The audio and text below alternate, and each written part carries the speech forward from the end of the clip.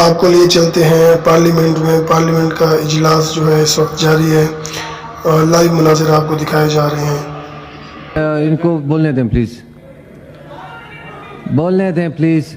جس طرح سے جی آپ کی باری ہے. جس طرح سے عمران خان نے اپنی پوری زندگی, چاہے وہ کوئی بھی فیلڈ ہو, انہوں نے اس قوم کو مایوس نہیں کیا, اسی طرح اس قوم نے بھی 8 فروری کو عمران خان کو مایوس نہیں کیا. یہ قوم خراج تحسین کی مستحق ہے. اکثر لوگ کہتے تھے کہ جیسی قوم ایسے گناہ نہیں, انڈر ایسٹیمیٹ مت کریں ان کو.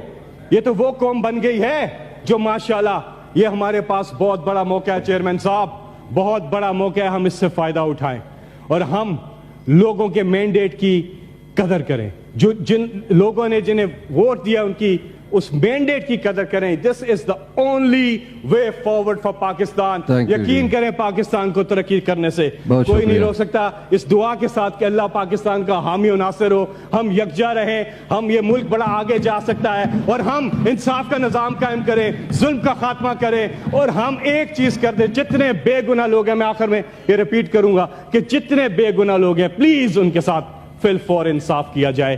اللہ تعالیٰ کو انصاف کرنے والے لوگ پسند ہیں, اللہ تعالیٰ اس چیز کو پسند کرتا ہے. قرآن مجید میں بار بار ہے انصاف قائم کریں, یہی ایک ڈیمانڈ ہے. آج آپ کا بہت بہت شکریہ. Thank you G. سینیٹر نصیب اللہ بازئی صاحب. Thank you chairman.